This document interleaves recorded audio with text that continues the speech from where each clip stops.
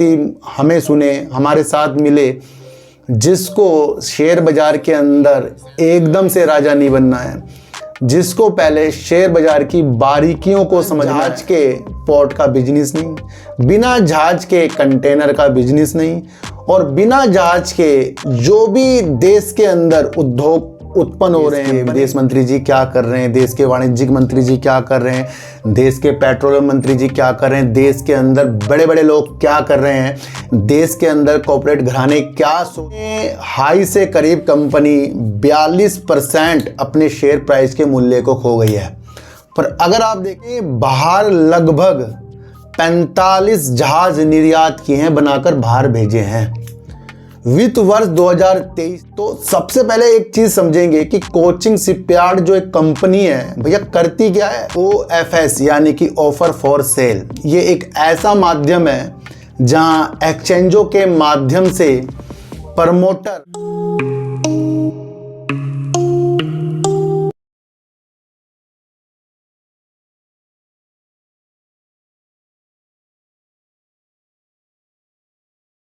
नमस्कार, मैं स्वागत करता हूं आपका अपने ही चैनल पर जिसका नाम है सार्थक बाजार से।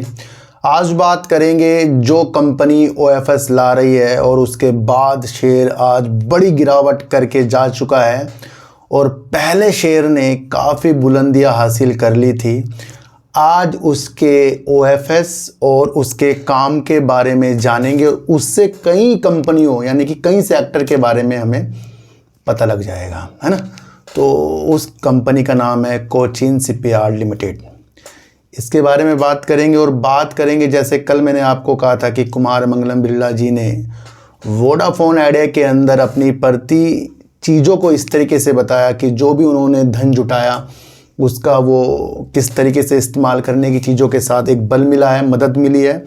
और दूसरा सरकार का निरंतर समर्थन जो उन्होंने कहा कि मिलता रहेगा, उससे उनकी एक आत्मविश्वास बढ़ा और डिजिटल इंडिया के एक लक्ष्य को आगे बढ़ाने के लिए उन्होंने आगे कदम बढ़ाया। तो वहाँ पर देश के प्रधानमंत्री जी भी मौजूद थे और बड़े बड़े लोग भी वहाँ पर मौजूद थे। और देखेंगे कि देश के प्रधानमंत्री जी ने जो वहाँ बोला उससे हमें किस सेक्टर के बारे में कुछ चीज़ें प्राप्त होंगी।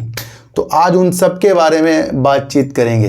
इनकी बातचीत करने से पहले मैं आपको बता दूं कि जो भी व्यक्ति ईमानदारी से आगे बढ़ने की सोच रहा है, जो भी व्यक्ति शेयर बाज़ार से अपनी लाइफ में, अपने व्यापार में, अपनी नौकरी में, अपनी फैमिली में सब चीज़ को आगे बढ़ाने की सुविधा के साथ आगे जा रहा है, वो सबसे पहले आदमी के अंदर के आत्मविश्वास से ही चीज़ें आती हैं। 2 दिन पहले जो भी चीज़ें हमारे साथ हुई उसके ऊपर मेरे कई आपने ऐसे शब्द लिखे कि मुझे वो एक ऐसी विधि नज़र आई कि भैया हम सब दिल से जुड़ गए हैं। और काफ़ी लोगों ने मुझे जिस तरीके से कहा कि सर, और उन्होंने ऐसी मोटिवेशनल वीडियो भेजी जिसे मैंने उनको देखा तो मेरे अंदर का भी एक बल जाग गया। वरना मैं भी 2 दिन से टेंशन हो जाता है, टेंशन सी हो जाती है। वो सबको आपको पता। अगला पड़ाव जो भी चीज़ों के साथ होगा, जिस तरीके से आप जुड़े हैं उस तरह से आगे जुड़ते जाएं। और अगर कुछ चीज़ें वहाँ पर सही नहीं होती फिर उसका हम कुछ और रूपरेखा भी देखेंगे। तो उस टॉपिक को आज हम भूलते हैं और अपने ज्ञान की वृद्धि को और ज़्यादा हम बढ़ाते रहेंगे, ये मेरा वादा आपसे है।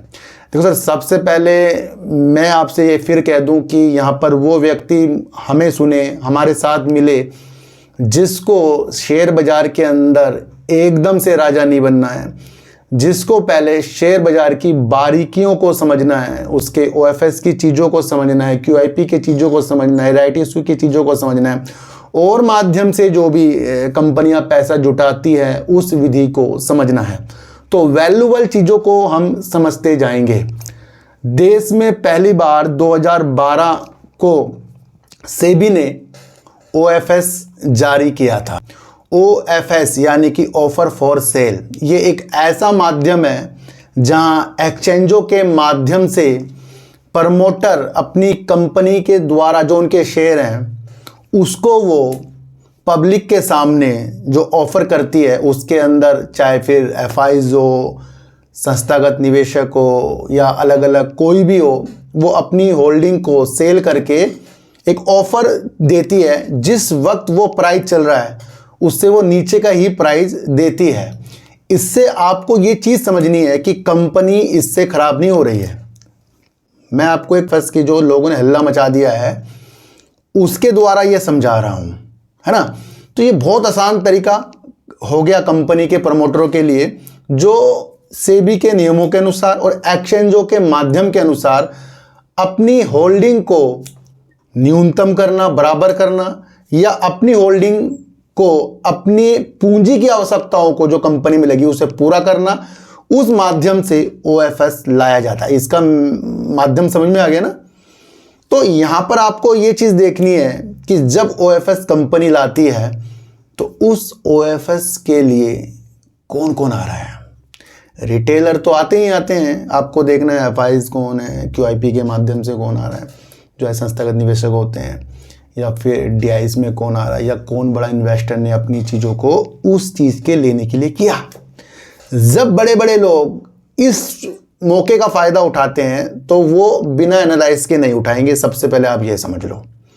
तो जो भी व्यक्ति या जो भी बड़ी बड़ी इन्वेस्टर जो लोग हैं वो जब ओएफएस लेते हैं तो उस पर हमारा विशेष ध्यान जाना चाहिए।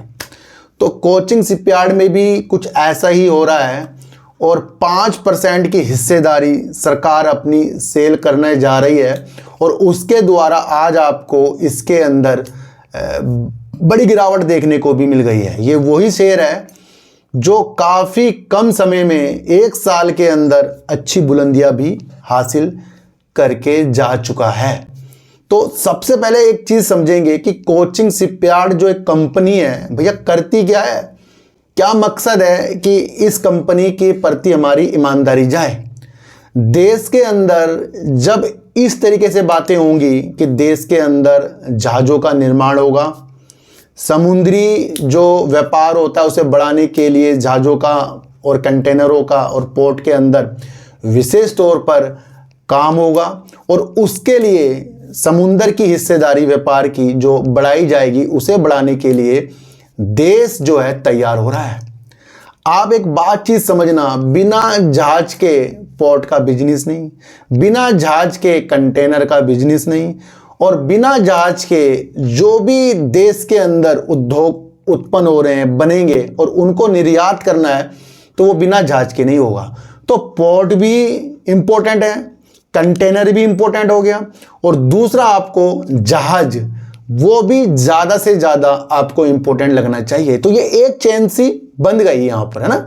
तो ये जहाज़ों में वर्क करता है और देश के अंदर बड़े जहाज हो गए, छोटे जहाज हो गए, मध्यम जहाज हो गए, उनका निर्माण करना, उनकी मरम्मत करना और उनके अंदर जो भी वर्क होते हैं उसके अंदर कंपनी अग्रणी है। वैश्विक स्तर के लिए भी ये अपने ग्राहकों के बड़े जहाज़ों का भी इन्होंने उसकी मरम्मत और उसकी चीज़ों को देख रेख किया है। तो दुनिया भर में इसके प्रतिष्ठा जो इसके ग्राहक हैं उनके लिए इसने निर्माण और मरम्मत का काम भी उनके लिए बहुत सुचारू रूप से किया है। तो कंपनी पानी के जहाज बनाने के लिए वर्क करती है और उसके अंदर अग्रणीय कंपनी है। काम समझ में आ गया ना, इसका सब चीज़ से समझ में आ गया आपको। अब हम समझेंगे इसने बाहर लगभग 45 जहाज निर्यात किए हैं, बनाकर बाहर भेजे हैं।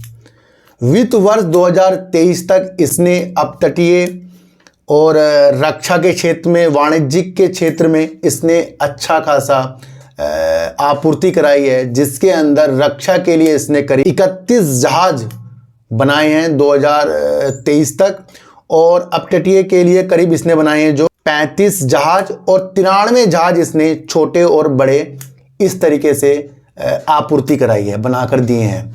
तो वो ये कंपनी है जहाँ पर ये जहाज के निर्माण में काफ़ी अच्छा खासा वर्क कर रही है।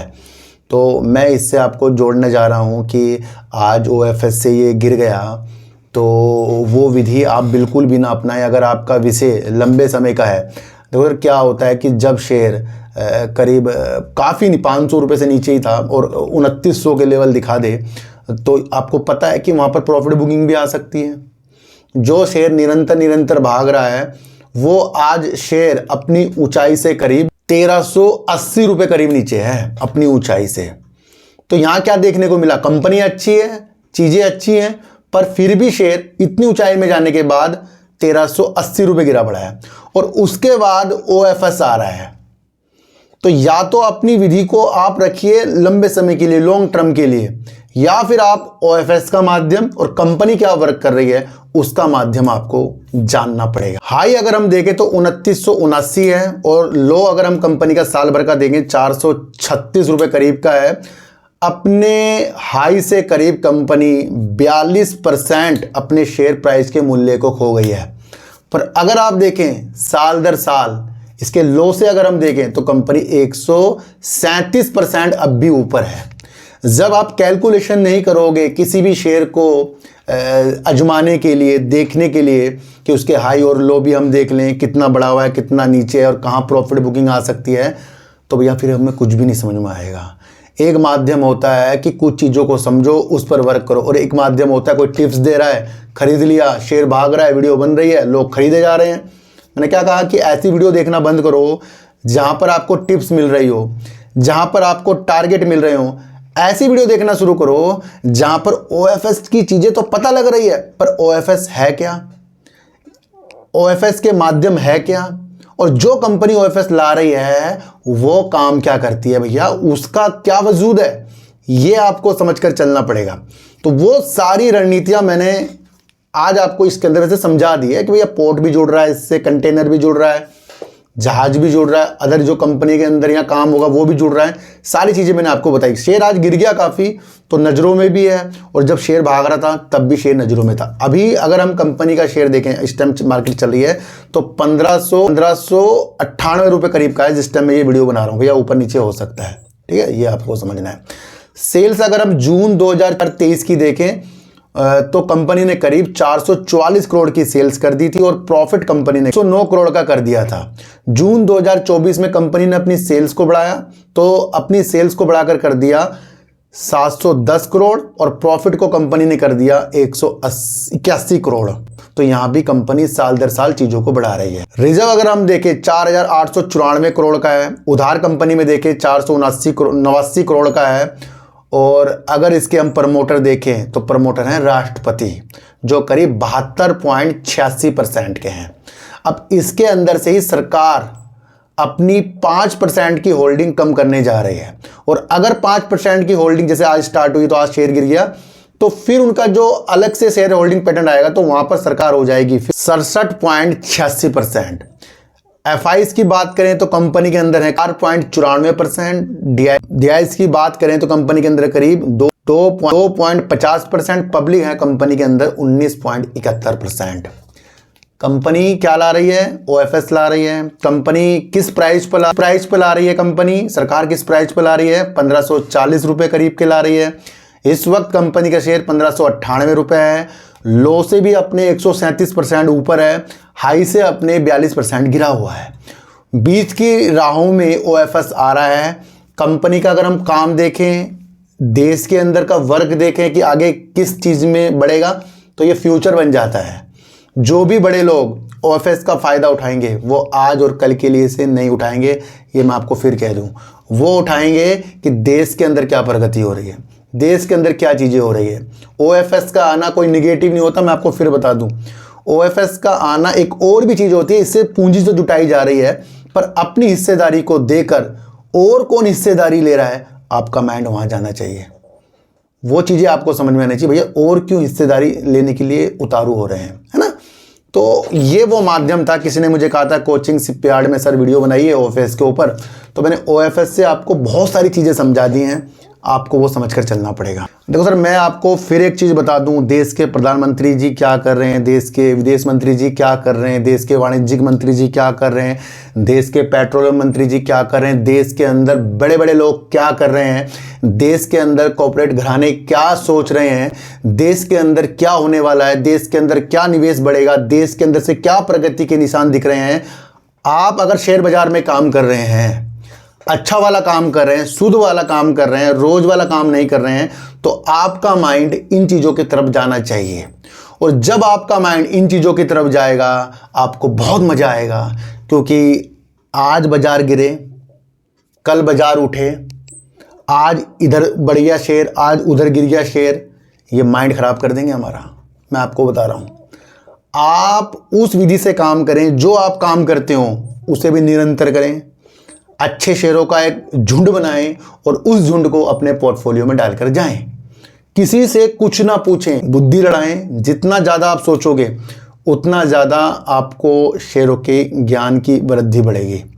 जितना ज़्यादा निगेटिव सोचोगे उतना ज़्यादा निगेटिव की तरफ जाओगे। जितना ज़्यादा लालच को बढ़ाओगे उतना ज़्यादा लालच की तरफ जाओगे। कल कुमार मंगलम बिरला जी ने 8वें इंडियन मोबाइल कांग्रेस में बोल दिया।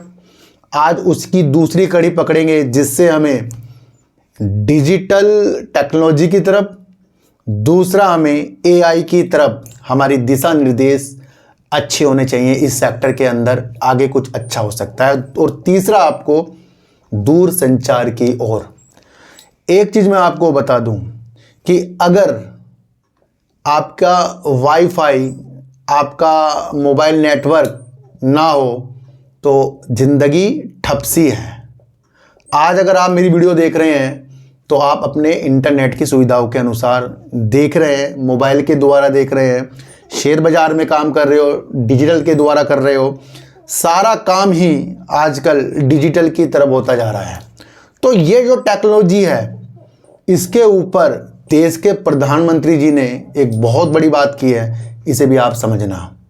उन्होंने कहा है कि डिजिटल तकनीक को अपनाने के लिए वैश्विक रूपरेखा तैयार होनी चाहिए कि भैया एक ऐसा चीज़ें बन जाए, ऐसी चीज़ें हो जाएं जहां पर वैश्विक संस्थान जो हैं, वैश्विक संचालन जो डिजिटल के चीज़ों के ऊपर करती हैं, जैसे कि एआई के ऊपर, टेक्नोलॉजी के ऊपर, दूर संचार के ऊपर, तो वहाँ पर एक नियम बन जाए कि अगर इसके अंदर धोखाधड़ी से बचा जाए, साइबर अटैक से बचा जाए, तो वैश्विक संस्थान जो है एक होकर सामूहिक यानी कि ग्रुप के अनुसार उसके ऊपर कार्रवाई करे। तो ये बहुत बड़ा चीज़ें उन्होंने जो बोल दी कि अगर हम एआई को अपना रहे हैं, अगर हम टेक्नोलॉजी को अपना रहे हैं, तो इसकी एक वैश्विक रूपरेखा भी तैयार होनी चाहिए। इसके नियम होने चाहिए कि क्या करें क्या ना करें। बहुत आसान शब्दों में बता रहा हूं मैं आपको, क्या करें क्या ना करें। ये एक ऐसा मुद्दा हमारे देश के प्रधानमंत्री जी ने उठाया और उन्होंने ये भी कहा कि इससे पहले भी वो G20 में इस मुद्दे को उठा चुके हैं। यहाँ पर 3 चीज़ें आपके पास आ रही हैं। एक तो एआई आ गया, आर्टिफिशियल इंटेलिजेंस आ गया, दूसरा आपके पास आ गया तकनीक यानी कि टेक्नोलॉजी, और तीसरा आपके पास आ गया दूर संचार। तो दूर संचार के लिए भी उन्होंने कहा है कि कुछ चीज़ें हों जहाँ पर सुरक्षा की चीज़ें बढ़ जाए, और उपकरण के अंदर जो भी चीज़ें डिजिटलकरण है उसके साइबर अटैक से जो भी ऐप डाउनलोड करते हैं, कुछ भी चीज़ें होती हैं, तो उसका एक ऐसी रूपरेखा बनाई जाए जहाँ पर कुछ प्रॉब्लम हो तो सबके सब उसके अंदर कार्रवाई करें। ये एक साधारण शब्दों में मैंने आज आपको ये रूपरेखा चुनिंदा तरीकों से बताई है। तो अगर मैं आपको फिर कह रहा हूँ, इस चैनल पर बहुत कुछ है, खोजना आपको है। इस चैनल पर वो चीज़ है कि जहाँ पर हम दूसरों की चीज़ों से लड़खड़ा जाते हैं कि OFS आ गया तो ये शेयर गिर गया, उस कंपनी में ये हो गया तो वो शेयर गिर गया, उस कंपनी में ये हो गया तो ये शेयर रॉकेट बन गया, अलादीन का चिराग मिल गया। ऐसी ऐसी चीज़ों के जब हम अपनाते हैं तो हम फंस जाते हैं। कोचिन शिपयार्ड का शेयर जो है 2900 के हाई लगा कर गया है, और जिन्होंने 2700, 2800, 2900, 2000 के ऊपर भी खरीदा और वो आज अपना OFS जो 1540 का समझ रहे हैं, अगर वो है बिल्कुल कमज़ोर तो वो डर रहे हैं, क्योंकि काफ़ी लोगों ने ऊपर भी खरीदा होगा। अगर वो है समझदार कि भैया OFS दूर की दृष्टि के लिए भी है, OFS कुछ मजबूत कंपनी है इसलिए भी है, और जो व्यक्ति ये समझ जाए कि जो भी मैं शेयर ले रहा हूँ उसका काम क्या है भैया, उसकी वैल्यू क्या है, तो तब आप अगर समय दें, तब आप अपने ज्ञान की वृद्धि को बढ़ाएं, तब कुछ अच्छा होने वाला है। तो आज मैंने आपको बड़े ही प्यार मोहब्बत से वो चीज़ें समझा दी जहां OFS से लोग डर रहे हैं, कुछ खुश हो रहे हैं। और कोचिंग शिपयार्ड करता क्या है, कितने निर्यात इसने जहाज कर दिए, किस लिए ये खिलाड़ी बना हुआ है, और इससे जुड़ते हुए कौन सा काम पोर्ट का बढ़ेगा, कौन सा काम कंटेनर का बढ़ेगा, और कौन सा ये जहाज में जो यहाँ निर्माण करता है। और देश भी एक लक्ष्य लेकर चल रहा है अपना कि जहाज में यहाँ अच्छा निर्माण हो। तो उन विधियों के साथ मैंने आज वीडियो बनाई है।